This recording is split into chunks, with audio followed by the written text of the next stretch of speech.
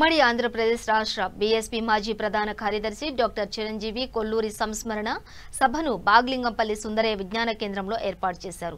ఈ సందర్భంగా సభ అధ్యక్షులు గజ్జల స్వామి మాట్లాడుతూ డాక్టర్ చిరంజీవి చేసిన సేవలను ప్రతి ఒక్కరూ మరవలేనివని కొనియాడారు. బహుజనుల అభివృద్ధికి పాటుపడిన మహనీయులను ఆయన ప్రశంసించారు.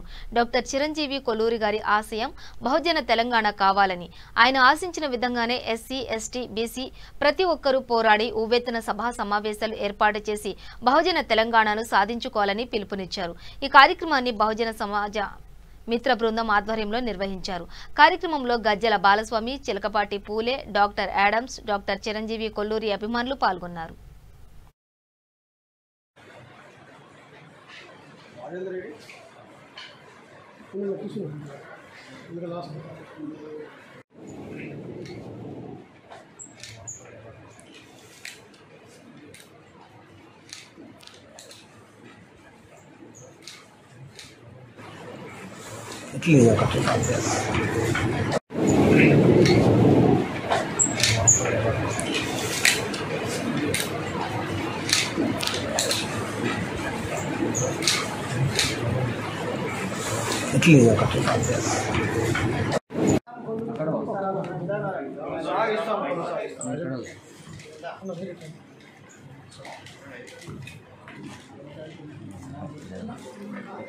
ఇంకా ఈ మధ్య చాలు అలా చెడతా సార్ కొంచెం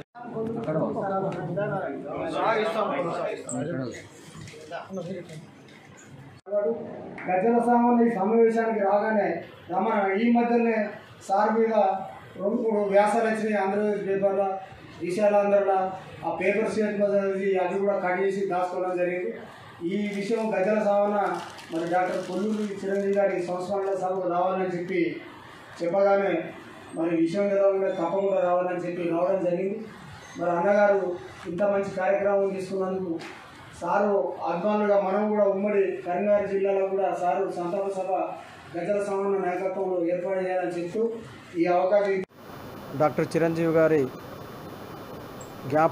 జ్ఞాపకార్థం ఏర్పాటు చేసినటువంటి సంస్మరణ సభ వచ్చినటువంటి మా మిత్రులందరికీ, వేదిక మీద ఉన్నటువంటి సహోదరులు, ఒక మాటలో చెప్పాలంటే ఇది చిరంజీవి గారి సైన్యం. ఎప్పుడు గుర్తింపు వస్తుందంటే మనిషి తన యొక్క ఫలాలను ఫలించేటప్పుడు, వాటికి ఫలితాలు వస్తున్నప్పుడు వారి గుర్తింపులు అనేటువంటి జరుగుతూ ఉంటాయి. ఈరోజు చిరంజీవి గారు చేసినటువంటి కార్యక్రమం మామూలు కార్యక్రమం కాదు. ఈరోజు మేము ఒక కాల్ చేసి హైదరాబాదులో సంస్మరణ సభ ఏర్పాటు చేస్తున్నాము.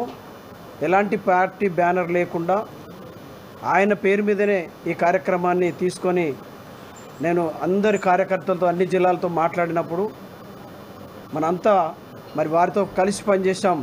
ఒకసారి మళ్ళీ జ్ఞాపకం చేసుకొని ఆయన చెప్పినటువంటి ఆలోచన విధానాలని ముందుకు తీసుకెళ్లడం కోసం మరి మనం ఒక కార్యక్రమం సిద్ధం చేసుకుందాం రండి అని చెప్పగానే ఇంతమంది హాజరైనందుకు వాళ్ళందరికీ కూడా నిజంగా నేను కృతజ్ఞత తెలుపుతున్నాను. ఎందుకంటే మా మధ్యలో 20 సంవత్సరాల గ్యాప్ ఉన్నప్పటికీ, మధ్యలో అందరం ఫోన్లలో కాంటాక్ట్ ఉన్నప్పటికీ కూడా మరి పరస్పర సంబంధాలు లేకపోయినా మరి ఈ మెథడాలజీ ఏదైతే ఫోన్ ఉందో ఫోన్ ద్వారా వచ్చినటువంటి కమ్యూనికేషనే తప్ప వ్యక్తులను కలిసేటువంటి కార్యక్రమం చాలా తక్కువ ఉన్నప్పటికీ ఇంతమంది వచ్చారంటే నిజంగా ఇది డాక్టర్ చిరంజీవి గారు చేసినటువంటి కృషి ఫలితమే అని చెప్పేసి చెప్పక తప్పదు. ఏ రాజకీయ నాయకుని పేరు చెప్పినా ఇంతమంది ఆయన పేరు మీద జమ కావడం అనేటువంటిది ఈ రోజులలో సాధ్యమయ్యేటువంటి పని కాదు. ఇంతమందిని సమీకరించాలంటే ఒక్కొక్క మనిషి వెనుక 1000 రూపీస్ ఖర్చు పెడితే కానీ ఇంతమందిని సమీకరించలేరు ఈ రాజకీయ పార్టీలు ఎవరు కూడా.